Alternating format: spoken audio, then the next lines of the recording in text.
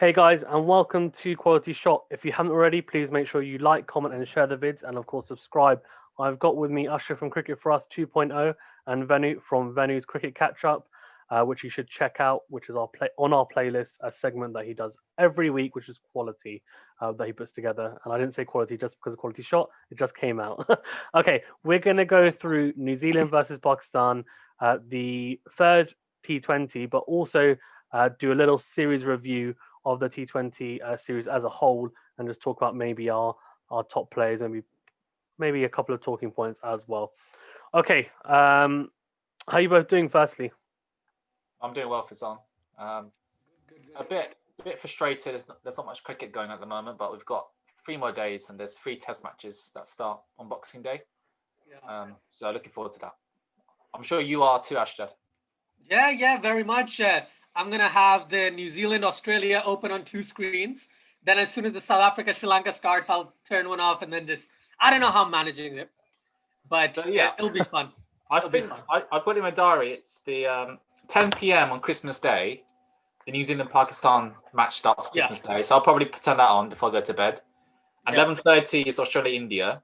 Yeah. And I think 8 a.m. on Boxing Day, I think it's Sri Lanka-South Africa. So you could have... So that's fine. So I can watch the 2, and then the Sri Lanka South Africa one starts. Yeah. So that'll be nice. Look forward to. Yeah, that's good. Right. Okay. Let's get into then the New Zealand Pakistan 30-20 quickly before we do a little series wrap up. So Pakistan getting a consolation win, won by 4 wickets to, I think, my surprise and also Usher's surprise. But VENU rightly predicted 2-1. So well done, VENU.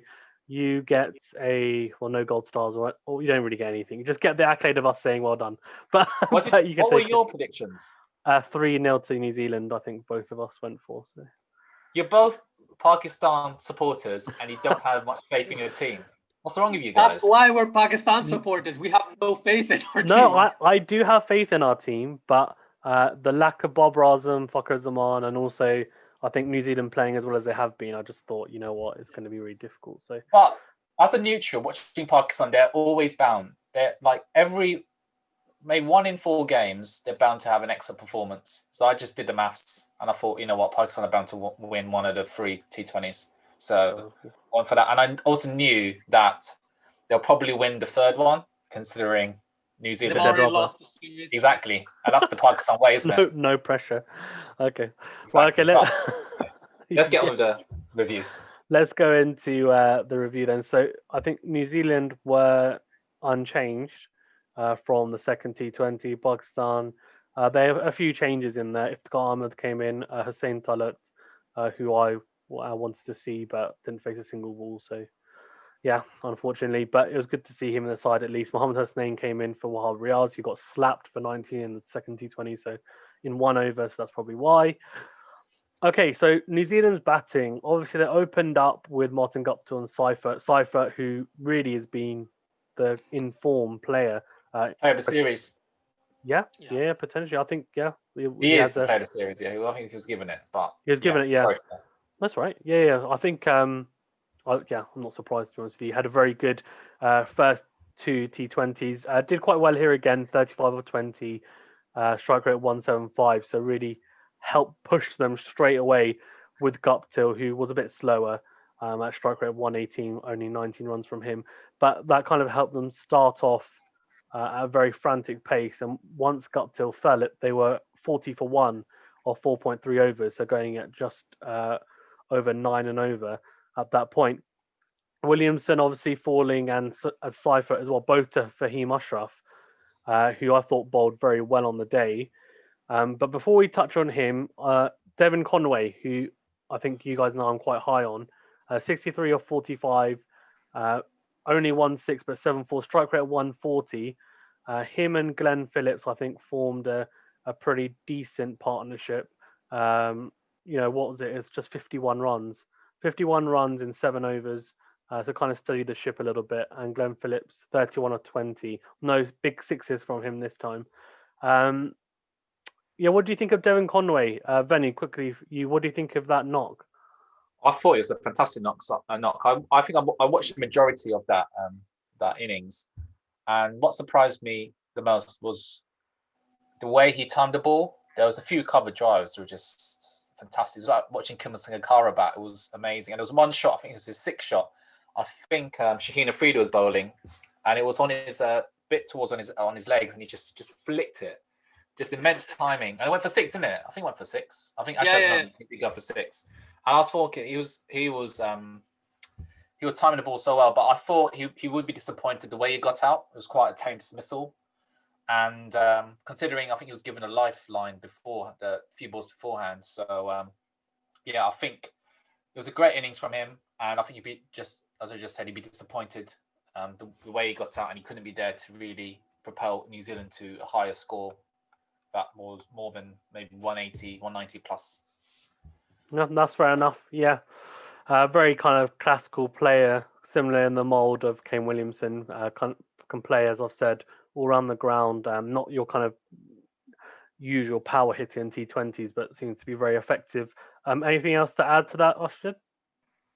Just that, I'd agree with both of your points. He's very classical in the sense he is similar to Kane Williamson. But one thing he did was rotate the strike very well. Even though he hit 7 fours or something like that, he rotated the strike, and that partnership, even though it's only 51 runs with Glenn Phillips, that partnership is the basis of why they could score 40 runs in the last 3 overs, because they had that backup that Devon Conway was in, then he could just go crazy near the death.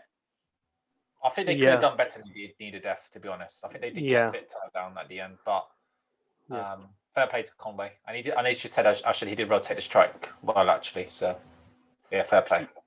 Yeah, I think at this level, if you're not going to be that power hitter, and even if you are, I think, and T20s especially, you need to be good between the wickets. And as we said when we talked about Australia, how good Warner and Finch are running between the wickets, Steve Smith, Labuschagne, etc. I think Williamson, it looks like Conway and Phillips as well. They're trying to really instill that, that kind of method of making sure that they're running very quickly between the wickets, and also trying to put pressure on the field. And I think that's a very good tactic, and that's the tactic that the best teams in the world use. Go on. One thing I realised is that now batting teams know which fielders they can push a 2, and which fielders they know actually we can't take a 2 here, because I think that's really improved over the last few years as well. Yeah, 100% targeting fielders and knowing which fielders have big arms, etc. Which ones are going to be able to get round quicker. Also hitting, when they hit to a fielder, they'll know, okay, are they left-handed or right-handed? They need to run round the ball. That's also something that people think about. So, yeah, I agree. It's there's more tactic involved, I think. Of course, there was before, but I think even more so now. Okay, so after they fell, Devon Conway to Horace Rolfe in the end, caught by Shadab Khan, as Benny said, a bit tame. Okay, so apart from that, not really too much. Kugelheim, little big knock from him, 14 off 6, 1-4-1-6. But apart from that, not really too much to discuss. They ended on 173 for 7, even. So, pretty decent total. What do you think of the bowling display? First of all, sorry, Benny, did you have something to say? Yeah, it was quite funny. It's the first time, you may have seen this as well, above you, that Sun stopped play. Did you notice that? So they were batting, I think it was the Phillips-Conway partnership. And the Sun was setting, and it was so low that the batsman couldn't obviously see the ball. That's like when we played tennis the other day, VENU, isn't it? Yeah, like we couldn't see a thing. Couldn't see a thing, yeah. It's just, first time I've seen that. And I think in England, in the UK, in England, we have do have long evenings, so the sun is an issue. But I think the ground. I think the Derbyshire County Ground, that has an issue apparently, which is similar to this. And they did this in a game in Napier as well a few years ago, where Sun stopped play. I think they were talking about it in the commentary as well. Is that because is that because the area that the sun normally sets, normally there's a stand there, right? And obviously is it a very low stand, or is not stand at all? It's a very low stand. So some places actually put like a crane in the middle to stop the sun. That's it in the UK, some grounds here. But yes, they didn't do that. So they stopped play for about 10 minutes, I think it was. Yeah, and it's the first time I've seen that. Crazy. Yeah. But I thought I'll mention it. It's all right. Little fun fact of the day. Yeah. That's all right. Yeah, so Pakistan obviously, as I said, Fahim Ashraf bowled very, very well. I think he's bowled pretty well throughout the whole series, to be honest with you, if I'm being honest. 4 overs, 23 wickets. Obviously, got the really important wickets of Tim Seifert and Williamson, who really are the two main danger men, and also removed James Neesham, who we know can be very dangerous, especially at the death. Yeah, I mean, obviously Shaheen Afridi and Horace Rolfe got 2 wickets apiece, but both went for over 10 and over. But Shadab Khan bowled okay, 4 overs, 36, 9, went at 9 no, but Hasnain quite miserly, only 7.25 economy, no wickets. So really, I think the standout was Fahim. Ashley, do you want to touch upon him? How good was his bowling performance? He did exactly what someone of that caliber of bowler should be doing on this pitch, which is pitching it just good length or just back of a length and bowling wicket to wicket, especially on this pitch.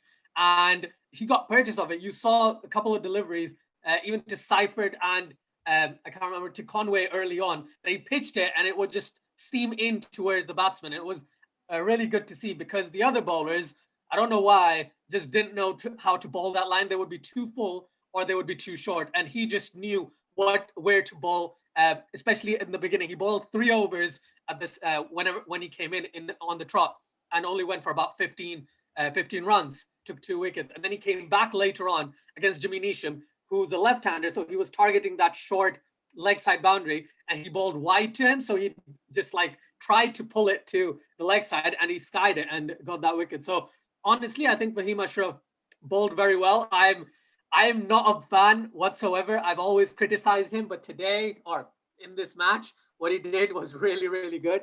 And so there's no argument that the entire series, he's I think it was 0 for 18 in the first game in 3 overs, 1 for 19 in the second, and now 3 for 20. So he's improved in terms of the wickets and in terms of his economy.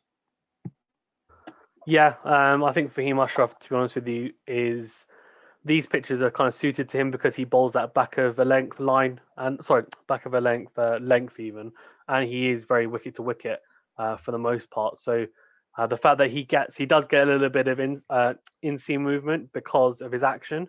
He's quite tight to his body the way he bowls. But yeah, I think these tracks definitely have brought the best out of him, and hopefully he can continue to bowl well, because I think, as we've touched upon, a theme has been Pakistan having a seam all-rounder, and it seems like he may be someone who can now come into his own after being given quite a few chances.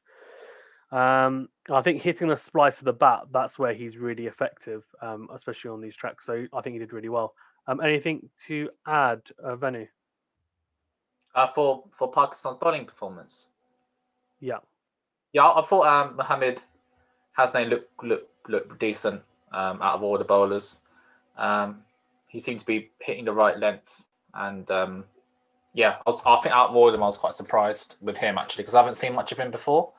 So it's nice to see him before. I've seen a bit of Shaheen Afridi, and I think he got the key wicket of Glenn Phillips, Shaheen Afridi, and Haris Rauf looked. Actually, Fahim Ashraf got the three wickets as well, and he looked really good as well. I haven't seen much of him before, so it's nice to see him bowl as well. Just want to add, Shadab Khan bowled really well in his first 3 overs. Until his final over, he had an economy of about 6-7. But in that last over, he was spanked for 15, which kind of distorted his entire figures. But as captain, I think he played a bit safe as well, giving himself overs 8 to 12 or 8 to 14. So he could just bowl in that space where the batsmen aren't going absolutely mad. So yeah, just wanted to mention that. Yeah, agreed 100%. Okay, let's move on to Pakistan's innings then. So Mohammad Rizwan opened up with Haider Ali, and obviously Mohammad Rizwan is someone who, not sure whether he should be opening, but he seemed to prove pretty much everyone wrong with his knock. 89 off 59, nearly saw Pakistan home, but not quite in the end. But yeah, let's touch upon that first, because obviously that was quite an impressive knock. I think joint highest of any Pakistani wicketkeeper batsman in T20s. Venu, do you want to touch on it first? Yeah, quality innings from a quality player. I think he's Pakistan's fine 2020. I saw a bit of him during the England series, and I thought, he looked quite a decent prospect, and I thought he was a quality Glasman as well. So behind the stumps, he's very good. So over the last maybe few series, his batting hasn't been as high as he wanted it to be, but this knock really proved to the neutral fan, also to Pakistani fans, that he's a player to keep, especially in that top order. And he was, he batted really well. He's taking on the attack towards New Zealand bowlers, and the fact he hit 10 fours and 3 sixes and a strike rate of 150 was quality innings from Mohammad Rizwan. So well done to him.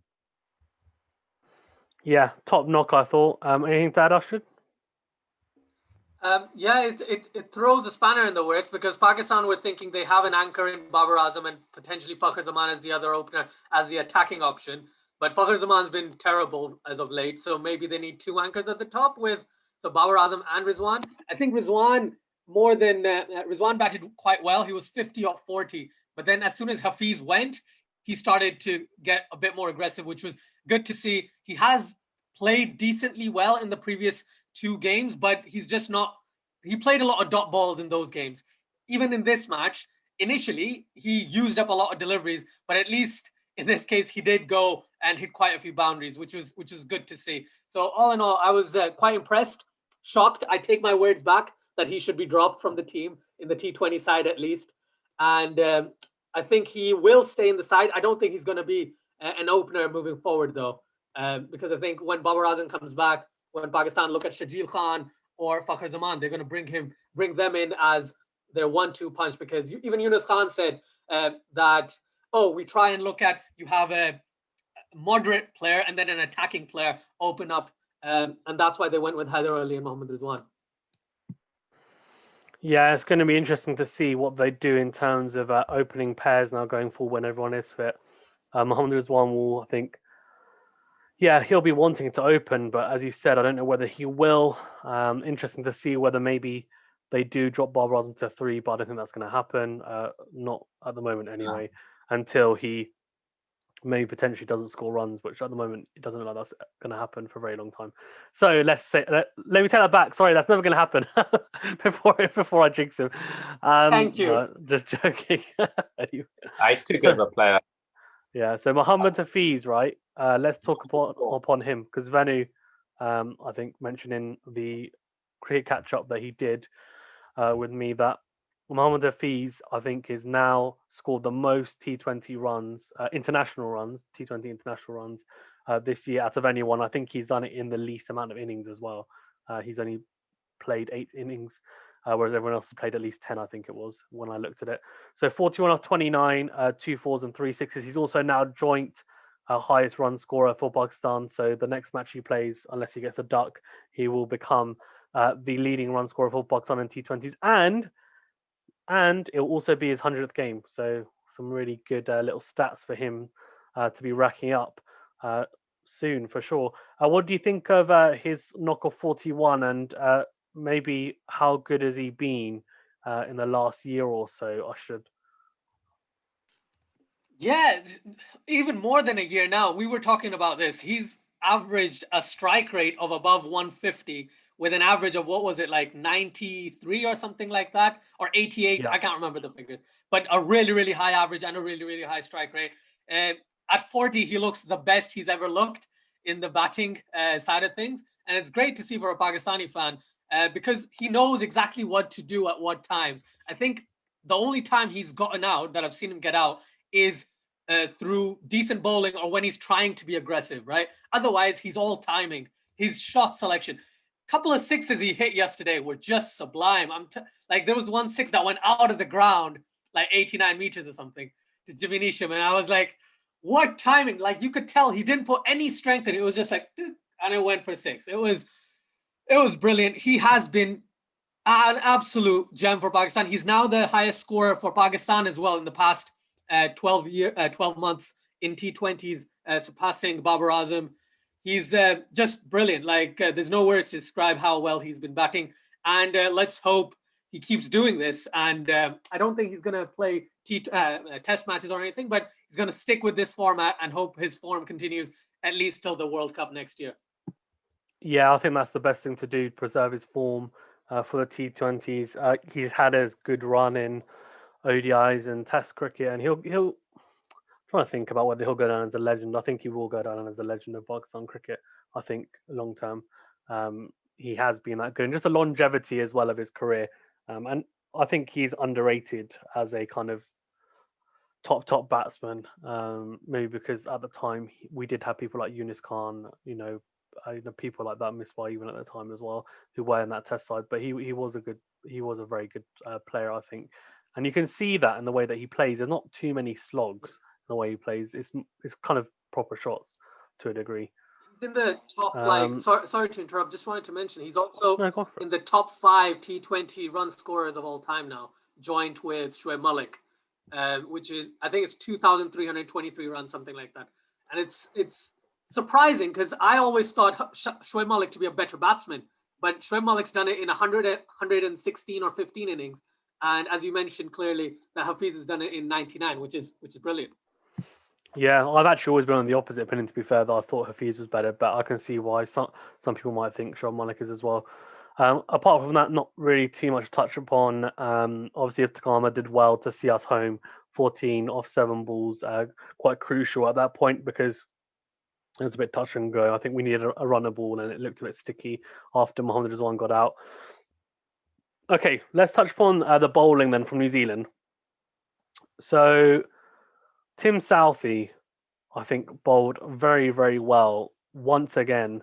And I think just shows that he's quite an underrated T20 bowler, because I think I remember discussing with you, Ashad, that you didn't think he'd get picked for the T20s. And obviously he has, and he's proved his worth, I guess.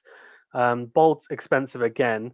And Carl Jamieson kind of pulled it back a little bit, 8.25 economy, a wicket for him. Kugelheim again got 2 wickets, got wickets, but expensive once again. And Ish Sodhi only bowled an over in the end. Jimmy Neesham bowled 4 for 1 wicket. Yeah, go on, Ashad. Yeah, I was just going to say the reason why Ish Sodhi only bowled 1 was because he got injured in the field. And that was a huge blow for New Zealand, because he can rake in the runs and he can take wickets. And not having that spin option kind of left them to kind of depend on Jimmy Neesham, who doesn't usually bowl 4 overs. He bowls 2 overs. So it was crucial for them to have that 6th bowler. But yeah, it was a surprise seeing that. As soon as he got injured, Martin Guptill also got injured while fielding. Yeah. So it was interesting. But in terms of Tim Southee, yeah, I again take my words back again, because he's clearly proving me wrong. So anyone I say bad things about proves me wrong. Rizwan, Iftikhar Ahmed, Tim Southee. So who else next? Maybe Haris Rauf? Who knows? But at this point, I think, what Tim Southee's done, right? He was bowling similar to how Fahim Ashraf was bowling in the first inning, and he did the same thing in the previous match. And these pitches just suit his bowling style so well. And with Kugelheim, he took 2 wickets. Was expensive because he was bowling short deliveries at about 90, 91 miles an hour. So 60 meter boundaries didn't really help in those scenarios. But yeah, definitely New Zealand, I think, actually just lost it in the batting, not just the bowling. But Tim Southee's just outclassed everyone on the New Zealand end. Yeah, okay. No, I agree with that 100%. Okay, let's wrap up in the series quickly before we end. Quickly then, one positive from New Zealand from both of you first, and maybe also a positive for Pakistan, let's say, and then we'll do the negative, and then let's wrap this up. Okay, Venu, positive for New Zealand and Pakistan. What are the positives that each can take? I think the positive for New Zealand is seeing their strength in their squad, and the fact that I think Bolt and Southee were both rested during the first T20. I may be wrong. I think I'm right. And you're right. Bowlers were able to, trying to think, like Conway. No, it wasn't a Conway. What's his name? Kugelheim, Duffy. Duffy. He stood up and bowled really well. So it's quite promising for New Zealand going forward. We've got a really good squad, and I think that's really important to them. Also, Tim Seifert's batting, Conway's batting as well. And also they were able to perform when Kane Williamson was away. So those are some of the positives for New Zealand. Positive for Pakistan will be obviously Mohammad Hafeez's batting.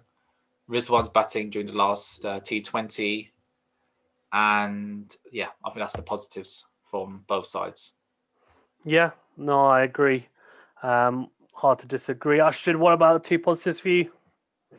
Yeah, similar to Venu's, Tim Seifert, definitely, he's, as you mentioned in the previous video, he's definitely a Brendan McCullum-esque, or turning into that type of player, that brute at the top of the order, and he's the keeper as well. He's kept wicket very well in this series. The positive for me for Pakistan has to be Fahim Ashraf. His bowling has probably been the best by any Pakistan. His economy was what, 5 point something, right? And the others have like above 8.5 in the entire tournament. He's taken 4 wickets. He has an average of 14 with the ball, which is great. Fine, he performed well with the bat only in one game, but in the other two, he didn't perform well with the bat. In this case, I think his bowling especially is one of the big moments for me. Agreed. Yeah, agreed, Ashton. Yeah, 100%. I was actually going to say exactly the same. Fahim Ashraf for me, massive plus, especially his batting as well. In the first T20, I was impressed by that, and I'm hoping that he can perform with the bat and ball. I know he's got picked for the Test squad, so hopefully he can perform in that as well if he does get picked, because it gives us options, and we need a seam all-rounder, let's be honest, for Pakistan. Tim Seifert, yeah, I think, as I said, he's not obviously not there yet in terms of being compared to Brendan McCullum, but in terms of the mould of player he is, he's up there.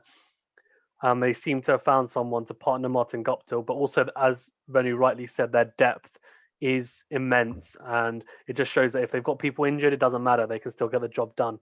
Okay, let's do negatives then quickly. Venu, negatives for New Zealand and Pakistan, or things to work on.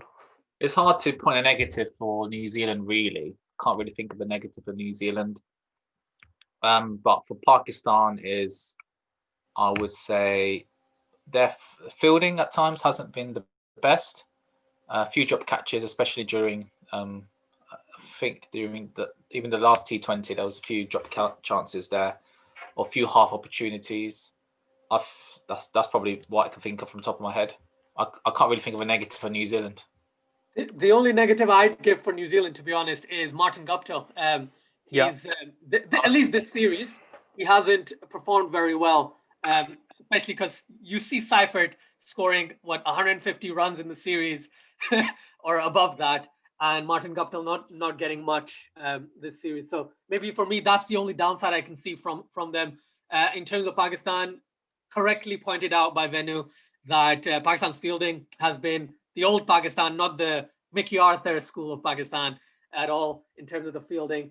And just the performance by some of the inexperienced players. So like when Abdullah Shafiq came in, when Haider Ali was batting, even in their fielding, I think they're just because they're quite fresh, they're quite green. So maybe give them a couple of a few more chances. But all in all, I was a bit put off by the fact that even in the last game, I think they dropped Abdullah Shafiq, which is unfair, but fair enough. But Haider Ali, he batted quite slow. He was trying to get in, and even then he couldn't read the pitch properly because he got that outside edge and got caught by that brilliant catch by Daryl Mitchell. So I'd go with a couple of those points. Yeah. Okay, no, that's fair enough. I think for me, biggest negative, one of the big things for me for Pakistan was Abdullah Shafiq and Haider Ali. I was hoping that they were going to get some runs, at least one of them. Unfortunately, just haven't been able to do much. I know it's tough coming to New Zealand on these tracks. So, like, Kristal Shah as well. I just think the batting, that Kristal Shah was a big one for me because I was hoping he was going to be able to solidify his place as a finisher, but he hasn't done that at all. But I agree with the fielding. I've touched upon that. It's deteriorated a little bit. And then for New Zealand, I think Martin Guptill's a big one. I think Trent Bolt as well hasn't looked good in the last 2 matches. It's a bit of a worry for New Zealand. Although, as Venu's rightly said, they've got that strength and depth, so they could even drop Trent Bolt if they wanted to, even though he's such a good bowler. I think that's kind of the biggest ones for me. It's hard to say much more on New Zealand because they're just that good. Okay, I think that's me done. Sorry, I dragged down a little bit. Anything else you guys want to touch upon before we wrap up? No, I'm just looking forward to the Test match series. Should be a good one. Test matches, 5 days. 5-day test matches. Can't wait. Yeah, probably 3 days, but we'll see. Okay, no, thanks very much, guys. Thanks, Ashad, from Cricket4Us 2.0. Check out his channel, and Venu as well from Venu's Cricket Catch Up. Check it out on my channel and playlist. And of course, give it a like, comment, and of course, subscribe. Thank you very much. Okay, stay safe, guys, and thanks again for being on.